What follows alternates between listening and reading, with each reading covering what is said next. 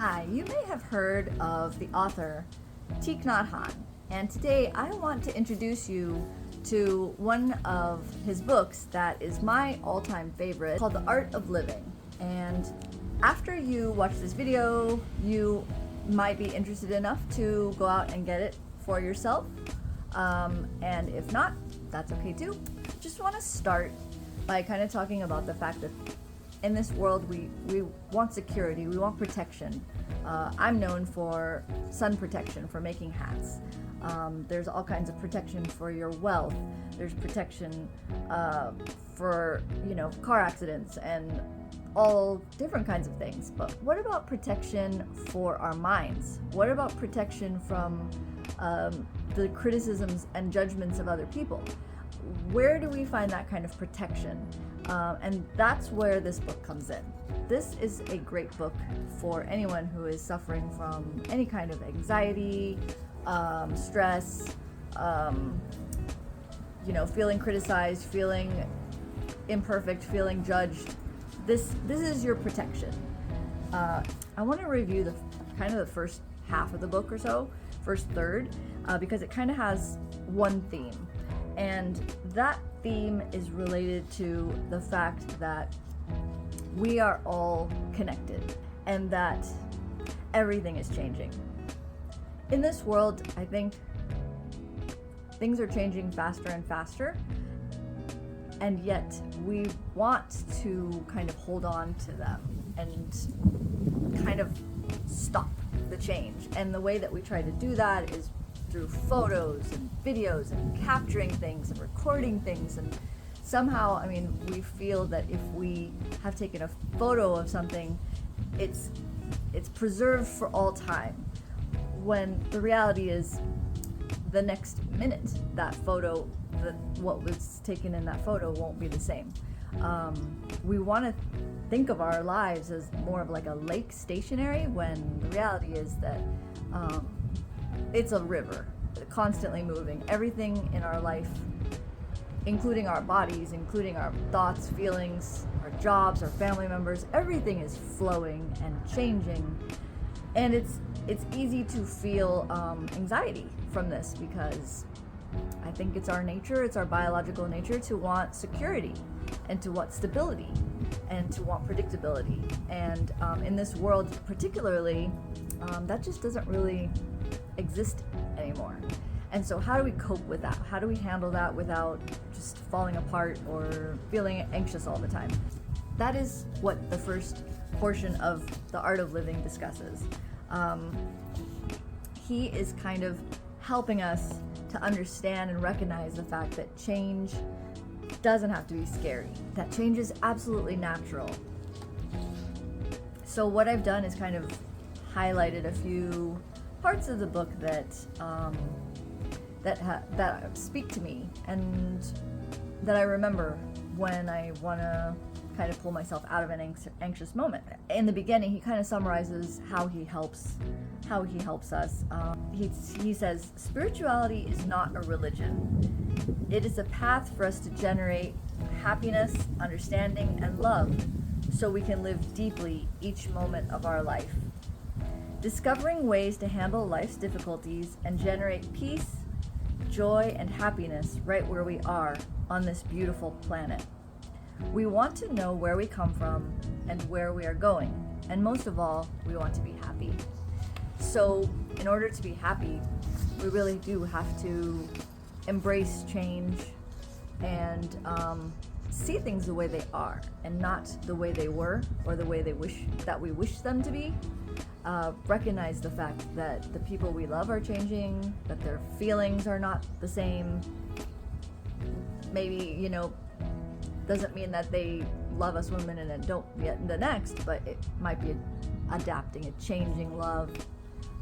They're changing, we're changing. The whole world is just basically changing. Even the thing that you feel is most solid and stable, like a mountain or a rock, it's changing more slowly, but it's also changing. Maybe that used to be an ocean. How Thich Nhat Hanh helps us to accept this. He gives a lot of metaphors. Big one that he uses is the cloud. He says that a cloud never dies. A cloud is constantly in transformation. We may look up in the sky and say, oh, what a lovely cloud, and the next minute it's gone. Did it disappear, or what happened to it? And we know that it transformed. It transformed into water, it transformed into a river, it transformed into snow, who knows? But it didn't just disappear. And that transformation, that process is beautiful and shouldn't be something that's feared.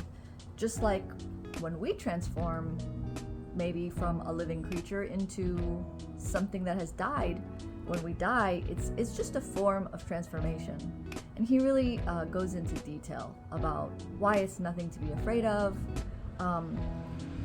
that it's just a part of the natural order of things of the entire universe. So I often go back to that image of the cloud changing when I feel anxiety, especially when I think about death.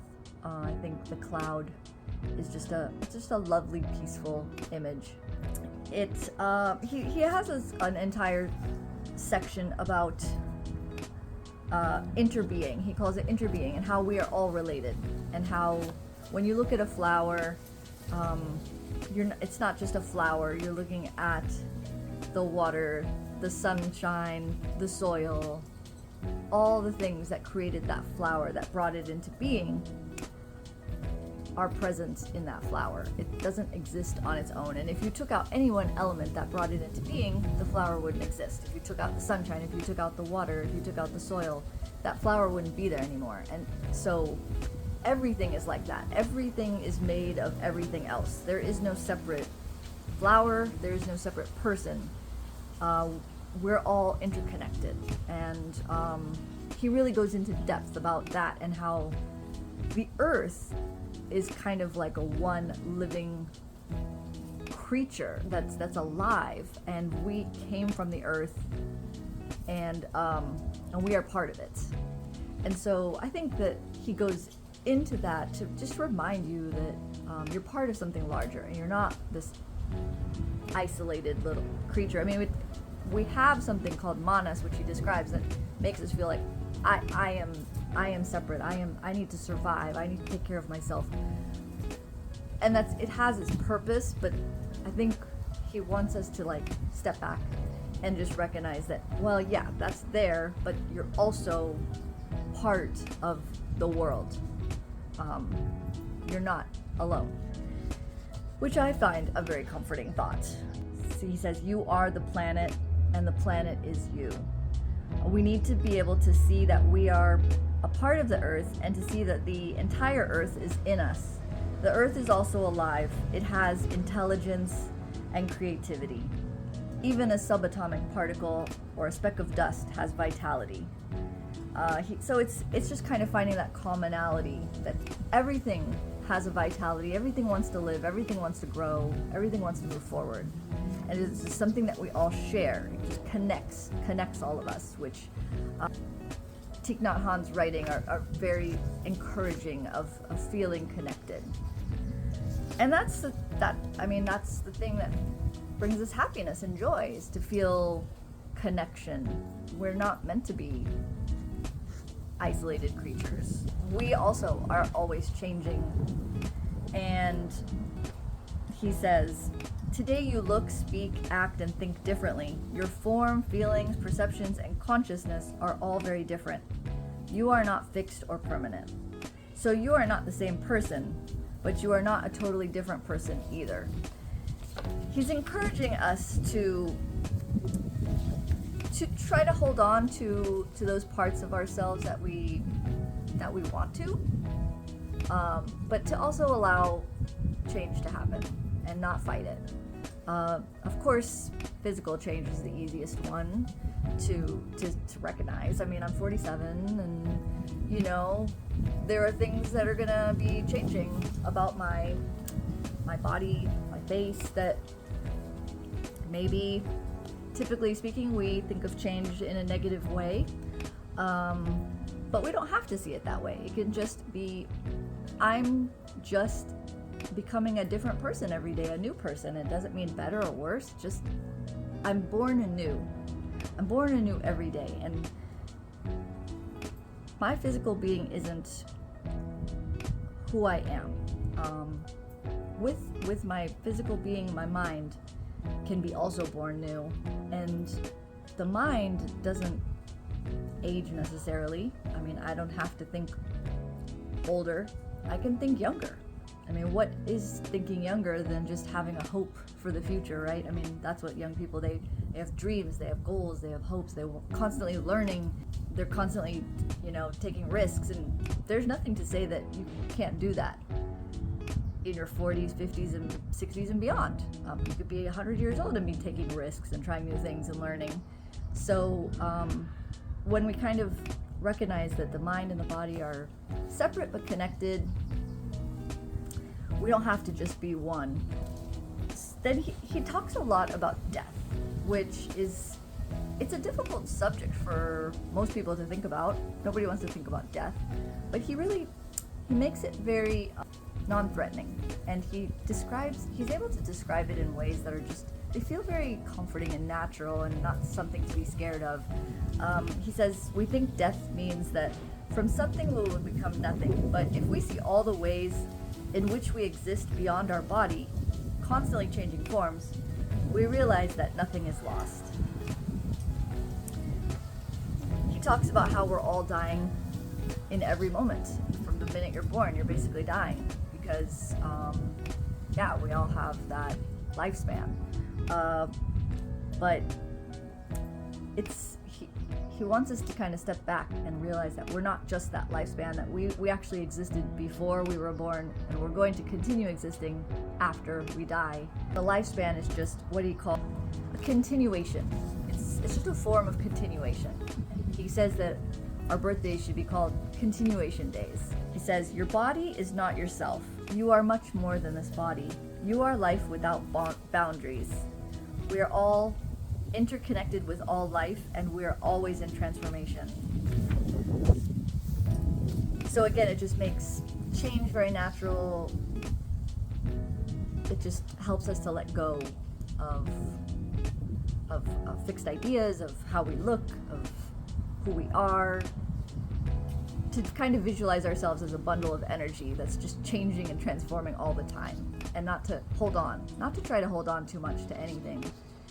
Try to keep the good things, try to keep working on the good things, but accept change and let go. I mean, that's one of the big teachings of all spirituality, I would say, just that let go. So I think that's a good start for a good introduction to this book, The Art of Living. I highly recommend you pick it up. It will calm you in times of anxiety, in times of change. It's a very good book, I think, for someone who is facing grief over a lost loved one or someone who is sick. It gives you a very calming and peaceful perspective on life and change and transformation, and it's very uplifting, and it's very hopeful, and it's very comforting. So I highly encourage it, and I hope you have a wonderful rest of your day.